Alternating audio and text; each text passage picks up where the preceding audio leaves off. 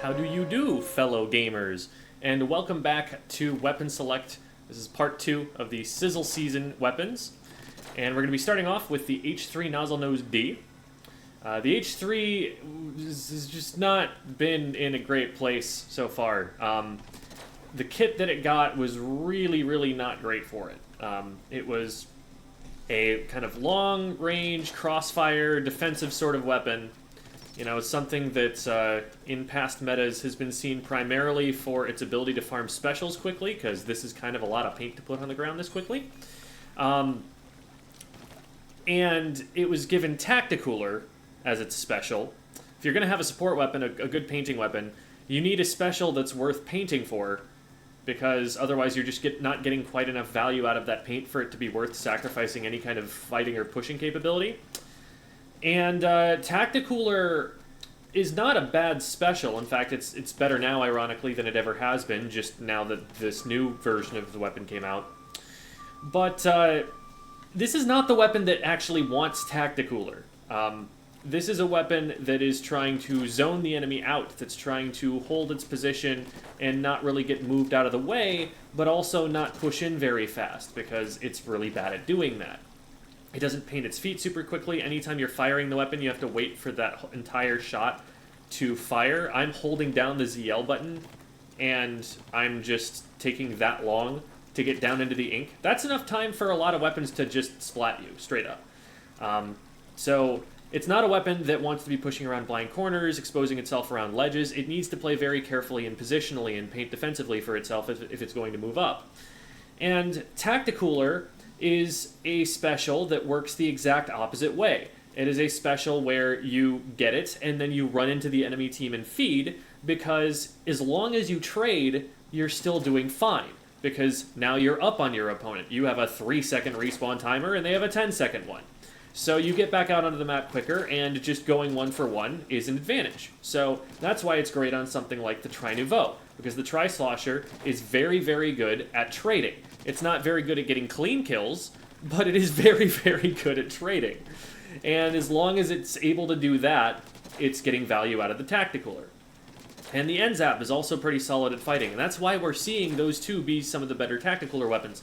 Dynamo, though, and H3, they have been suffering, because those are weapons that really don't want to get anywhere near the enemy team. They want to zone you out. They want to make sure that the frontliners are running at them and not the other way around.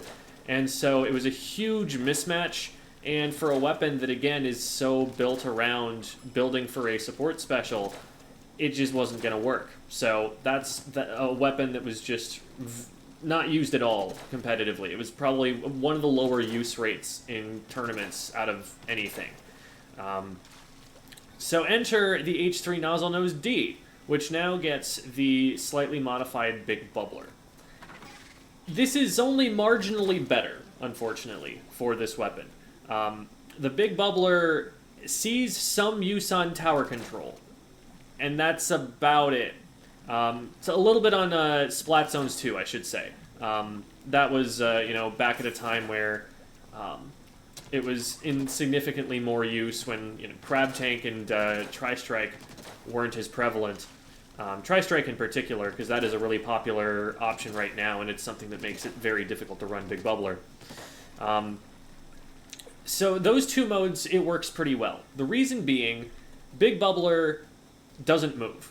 And this game, the objectives do move, except for on Splat Zones, and on Tower Control, the objective moves, but you can put the Big Bubbler on top of it, and so it will move with the objective, which is its ideal use case there, is getting it up on the tower to protect your teammates while they're trying to push through a checkpoint or, some difficult contested area like that, and basically give them the ability to fire free shots at your opponents while they're up there.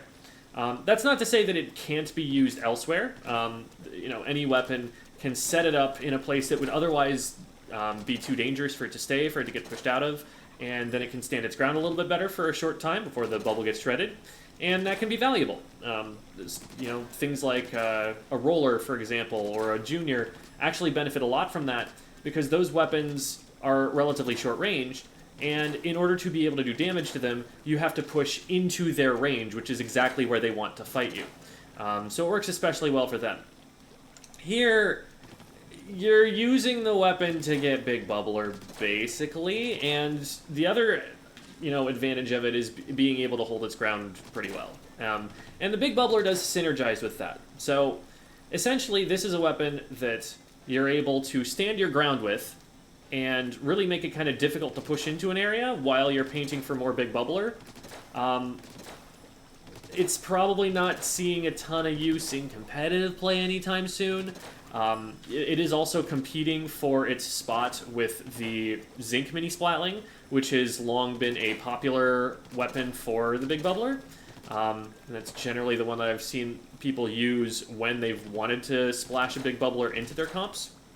That or the Junior, since there are a lot of people from Splatoon 2 who are still strong on the Junior.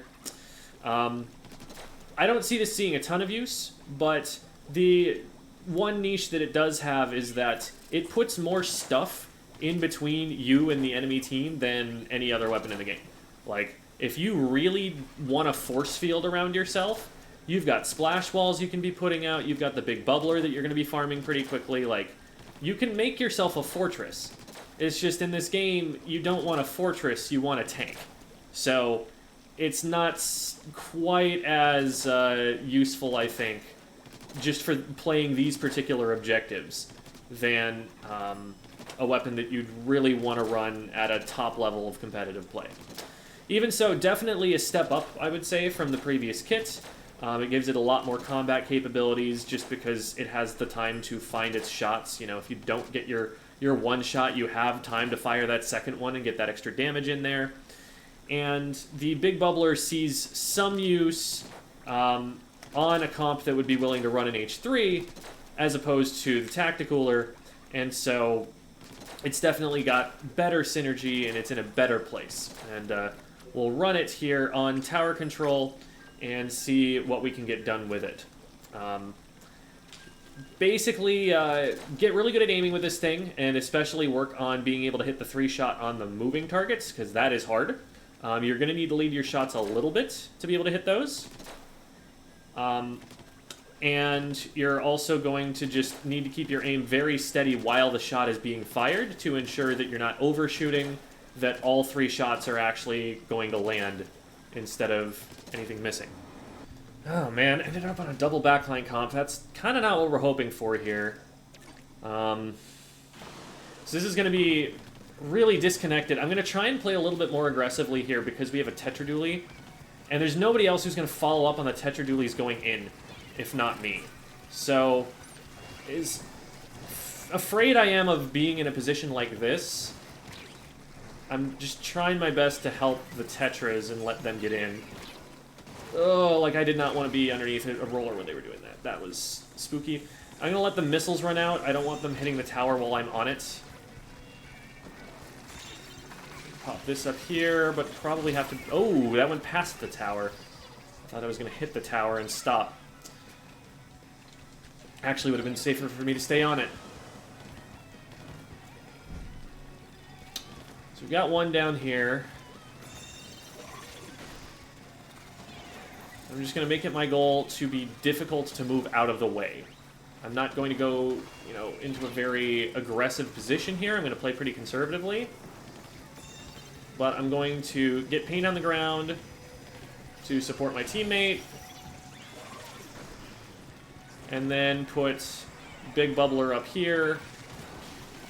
And otherwise just try and be a brick wall. There we go. Stop that push.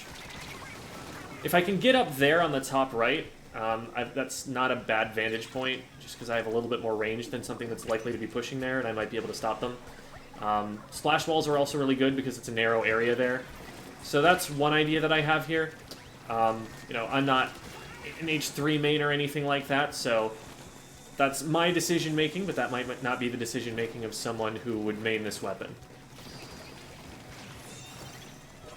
Back up here, put this out, and I definitely beat them if I hit the shots, which I didn't, unfortunately. Oh, well, okay, they tried to come up over the top instead of jumping out. And then I did the 52 gal thing where I got a pick and I was like, ooh, time to run forward, but that is not what you do on an H3 nozzle nose D.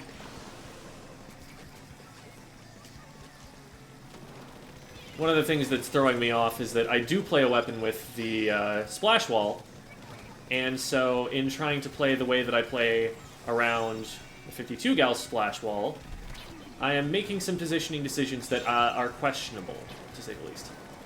Man, that can really hit around the side of that, can't it? I'm gonna back off here. Stay away from the wall so that it doesn't get, don't get killed by moms. Okay, we got the trade there, which is good. That should leave us in a position where we can still get on tower. Not anymore, because someone went down. I'm gonna make a mistake and jump into this. Oh, I actually almost made it past the wall there. It was almost safe. And Charger was able to get a trade back for it, so it's kind of okay. Definitely not a smart jump, but, all's well that ends well.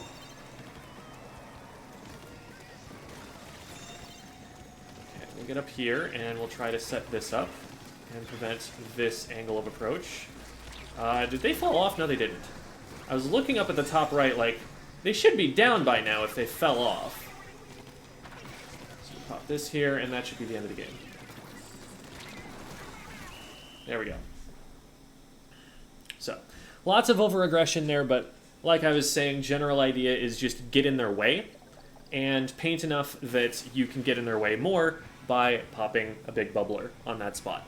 Fortunately, our Tetris player seemed to be doing a pretty good job of being able to push up. They were playing relatively patiently and making sure they were still in range of the rest of us as we were behind them. But as long as you've got a little bit of aggression there, you're going to be a really good weapon to back them up, to give them crossfire, because you have that extra range, and your shots do a lot of damage, especially if you're getting a lot of hits with them. So, yeah, you can see there, Tetra is doing really, really well for themselves there, and that is a big part of the reason why we were able to make that comp work.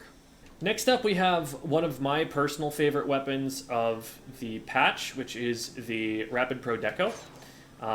I've had a thing for the K-Rapid for some time, minor flirtations, and I really like the Rapid Pro that we got in this game with its inkjets and its torpedo that it had on the K-Rapid kit from before.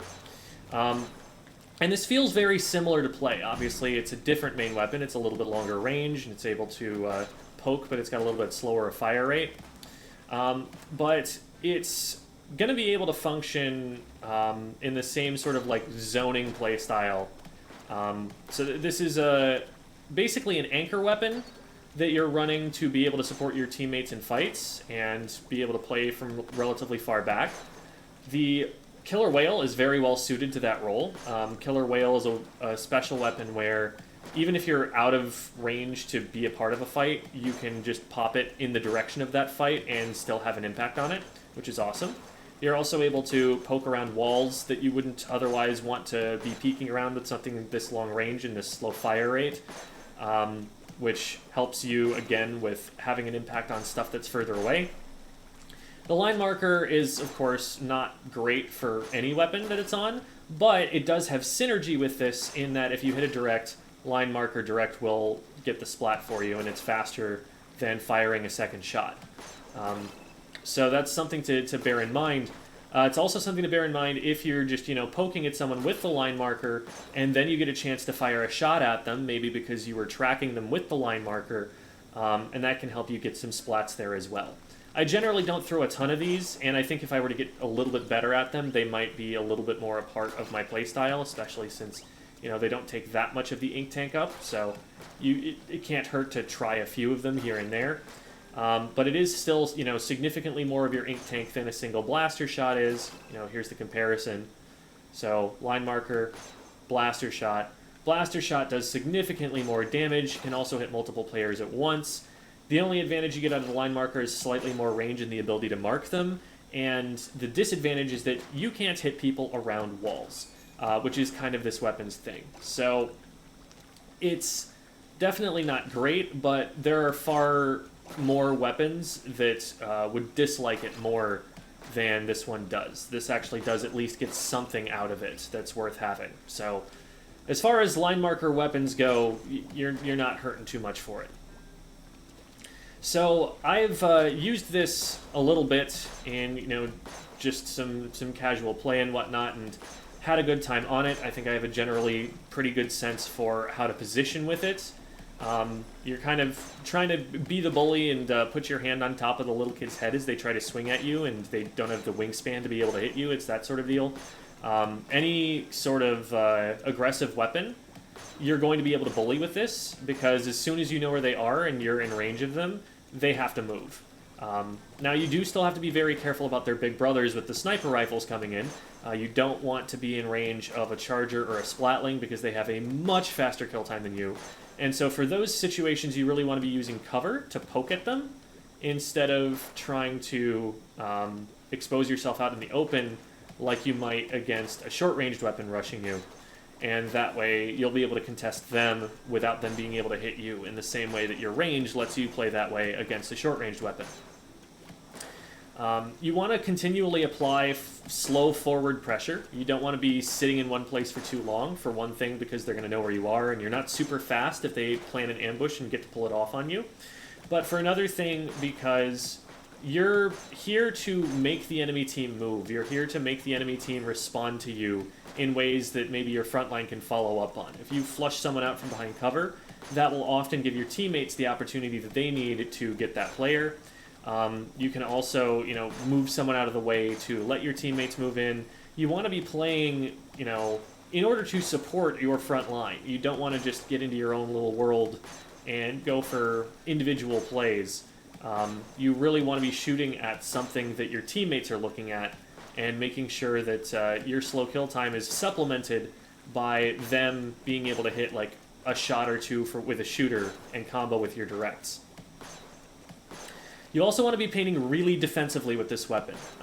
One of the worst things that can happen to any blaster, but especially a longer range, slower fire rate blaster, is someone getting on top of you. As with any blaster, if you are too close to someone, you cannot hit them with indirect damage. I'm, aiming really, really close to them right here, and it's only once I hit the direct that I'm actually landing anything there. The indirect only happens at the very tip of your blast radius, like here. So if you move any closer than that can hit them, now it's going to miss. So you really want to be keeping someone at arm's length, not just because range advantage is a thing, but also because your weapon is better when you're at max range. Maybe that's why I like this weapon, because I played Marth in Melee, and he does better when the opponent is at his max range. Maybe that's something that plays into this. I don't know. If you're a Marth player in Melee and you really like this weapon, let me know about it. But that's kind of the general idea here. Keep them in that butter zone, that range where you can hit them and they can't hit you, and do reliable damage around ledges and everything that's very annoying and forces them out of positions. Then use your special when you need to, and play the objective when that's required of you. As with any blaster, tower control is going to be a really strong mode for it, because the AoE lets you hit around the tower pole and makes it significantly better for clearing the tower. Killer Whale also isn't bad at all for clearing tower. And, I guess if you mark people, then you can see them where they are on the tower, and that's also nice for being able to clear them. Helps your teammates spot which side of the tower to shoot at or something. I don't know. Definitely, again, a lot of situations where it's an option to throw a line marker, your thought is also like, okay, but why not just fire a blaster shot for less ink? So you kind of want a reason to be doing that in particular, especially since the line marker is so precise and doesn't have an indirect blast radius, which is where a lot of your damage does come from on a blaster. But if there is any advantage that can be said to having it, it's that.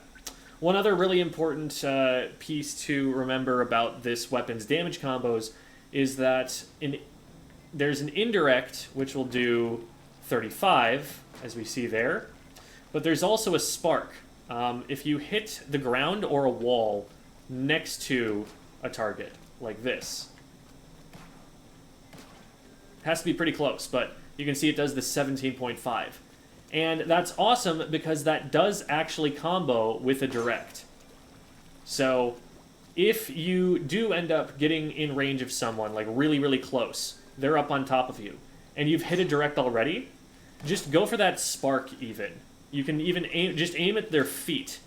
It'll paint their feet, if nothing else, but you also stand the chance of getting that spark damage, and that actually will be a combo that can save you in some of those close-range situations, because while, you know, obviously having to hit a direct isn't ideal, they are closer to you, and so hitting a direct is a fairly likely thing to happen at that range. And then it can be a lot easier to just have to hit right there on the floor than it is to catch someone who's, you know, moving around and everything. It's a lot less precise to have to hit this radius than it is to have to hit that radius. It is worth noting that I am using significantly more Intensify Action than I see most people suggesting on Sendu.inc. I personally have always valued Intensify Action more than those builds that I have seen for blasters. I was playing V-Blaster for a while, and I'm playing this now. The jump RNG is just absolutely horrendous, especially across the range that this weapon fires at. And the ability to reduce that as much as 2 mains of Intensify Action does, to me, feels worth it. But, you know, the better players are disagreeing with me on that one. And I definitely would recommend looking at what they're running and not just blindly trusting what I do. And also, because I have that much Intensify Action, I will probably end up playing the weapon differently. I will probably go for jump shots more often than most players will, because I've got that extra gear investment that makes those more realistic to hit.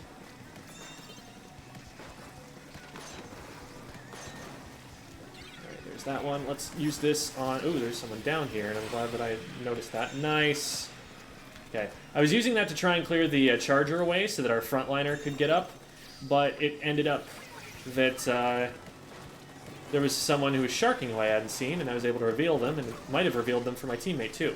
You can see there one of the real big advantages of having a blaster. I don't need to see them to hit them. If they're, you know, up over that ledge, that's fine.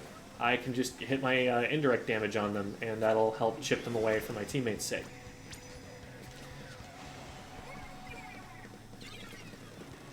So, good little push there.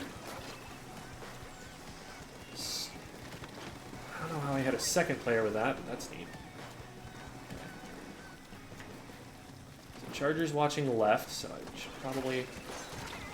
Nice. See, there's that combo. I was just going for information there, but because I hit them with it, all I needed was one direct, and they were already in position to get hit by it. We're just going to wait this out, paint a little bit, and then pop this. If I hit that direct, I saved myself, but that's okay. We still won the fight. I'm gonna jump in here. That's unfortunate. There's someone flanking, and our teammate, I don't think, knows it. Okay, they were able to get away, fortunately.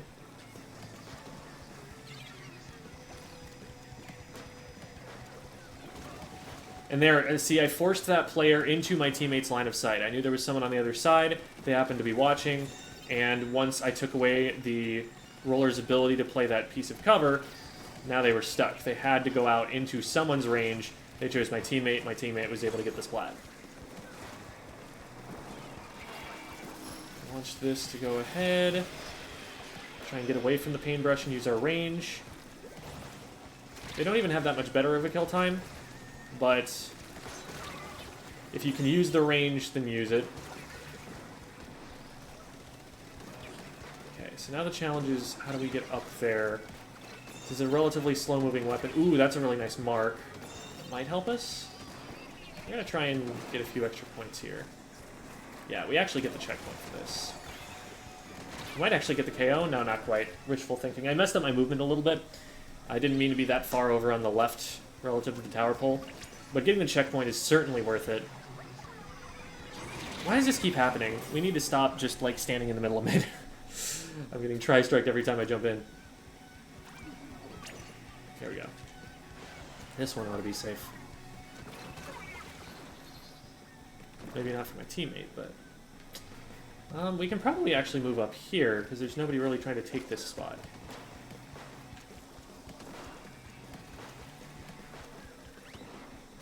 control the left side. Unfortunately, someone got in behind us, and I don't want to get flanked. Okay, we've got that under control. The fact that they have 2 chargers is really slowing down their ability to push, especially since everything else on their team comp really needs to be sharking.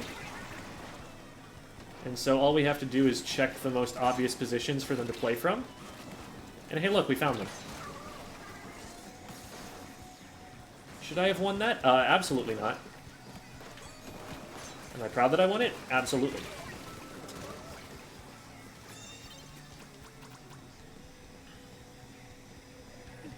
I'm surprised I didn't splat the charger there. I hit an indirect and then hit a direct afterward, so they had to have healed.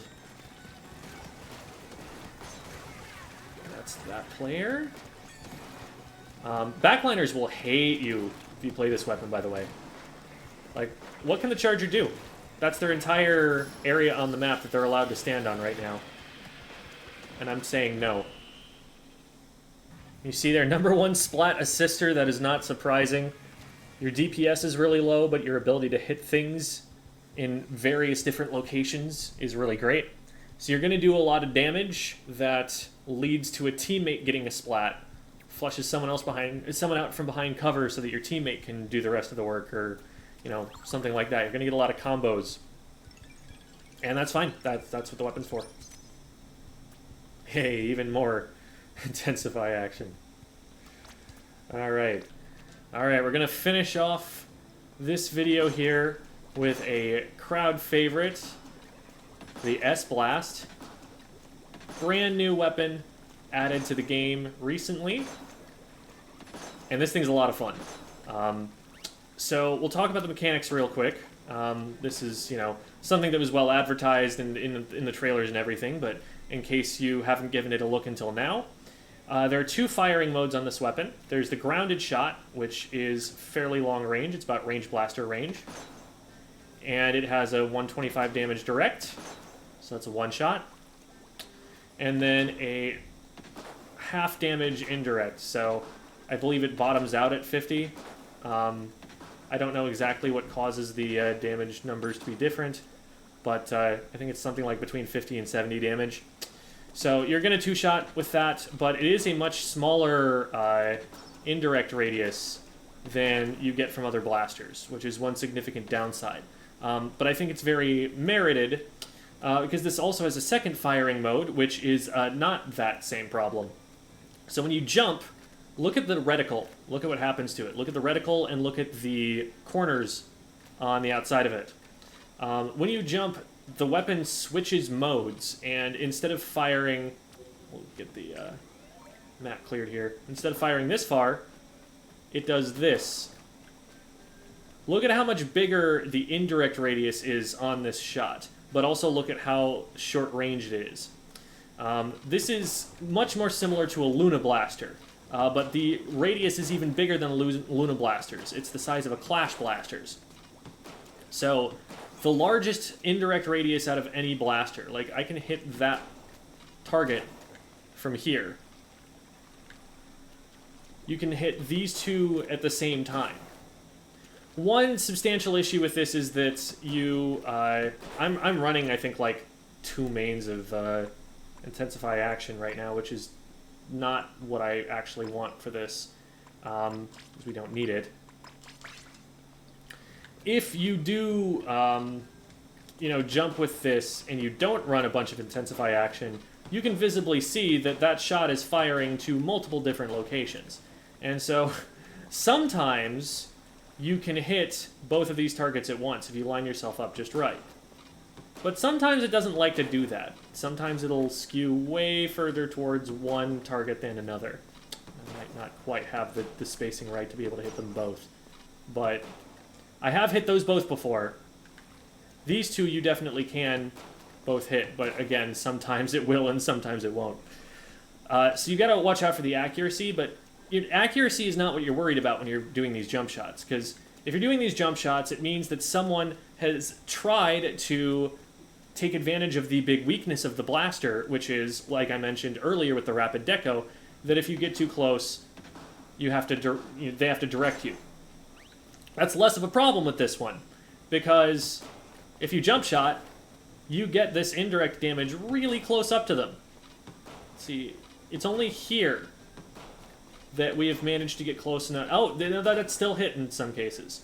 So you can see, like, you can get pretty close to melee range and still be hitting them with these indirects and not have to worry anywhere near as much about your aim as they have to.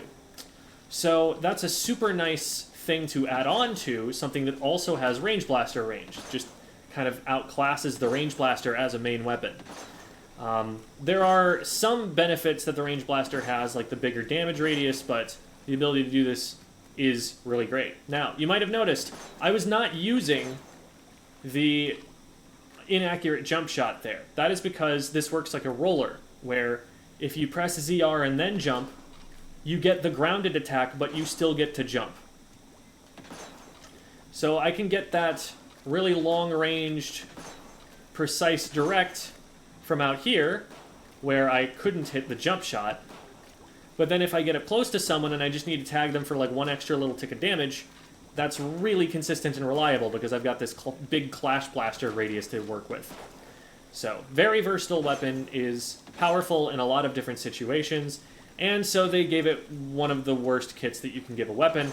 It's not quite up there. The Reef Slider does have some synergy with it since it's an aggressive weapon and doesn't mind being in there, but Sprinkler is doing not a lot for it. I guess it can paint its feet kind of quickly if it needs to. It's a little bit faster than having to like fire a shot and paint for itself, although one of the nice things about blasters is that when you do fire a shot, it gives you a whole line you can swim through. Sort of the same advantage of the Splatana Wiper. But it's not doing an awful lot for combat, and typically, you know, one of the big advantages of a Sprinkler is that it lets you farm your special, and your special just happens to be something that is more likely to get you splatted than to splat other people in a lot of cases. So that's a big downside for it. If this thing ever gets a better kit, like, we're going to have to look at it like it's a top tier, and, you know, ProChara has already, you know, put in a ton of work on this weapon and has gotten really impressive results with it, considering that he was playing in the tournaments where he got those results like 3 days after it came out. So, like, if you're interested in this weapon, you're already watching ProChara. You know that he's already making stuff about this weapon. But in case you are not as familiar, he's been using it with a QR playstyle, where he is just diving in and taking fights immediately, as fast as he can. If he trades, then he's cool with that, since his team is running Tacticooler, and since this is a weapon that he's running quick respawn on already. And then he'll just go back in, and he's just going to keep on going in and applying pressure. He'll keep Reef Slidering in, and not caring so much if he does go down, because that's something that's really likely to happen with Reef Slider, and with engaging really hard on a Blaster, which is usually something that you have to play a little bit more non-committal before you want to take fights. And that's the way that he's kind of offsetting the disadvantages of the low fire rate and the low paint output that you get with any Blaster, and the relatively weak kit that you get with this one. So it's definitely somewhat viable. It's worth picking up if you're interested in trying to play a Blaster, because it's one of your best options as a Blaster player right now. And it's a lot of fun, and I'm going to enjoy running it here.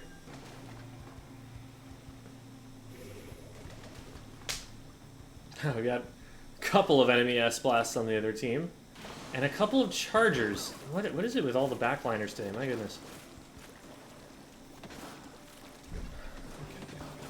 So we're not going to have a ton of paint to work with, but neither are they. That's one big unfortunate thing about the Blasters, is that they are pretty paint dependent, since they aren't going to paint for themselves super well. Okay, there we go. Got one there.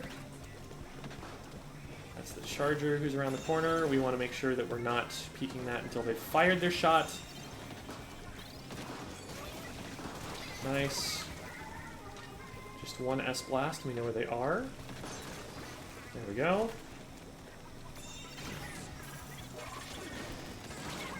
Okay. I guess I only broke spawn armor there. Must have, I think I need to trigger that a little bit earlier to actually put it right on top of them and get the more direct damage.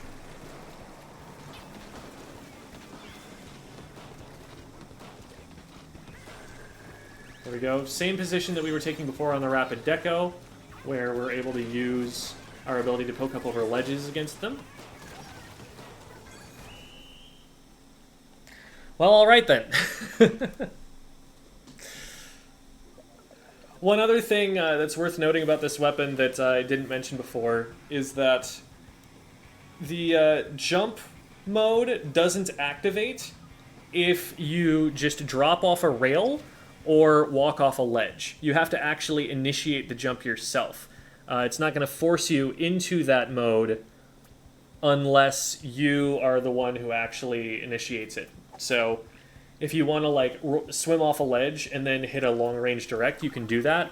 Know that you will not get access to the aim spread mode unless you jump before you leave the ledge. So quick demonstration here, in case you want that visually.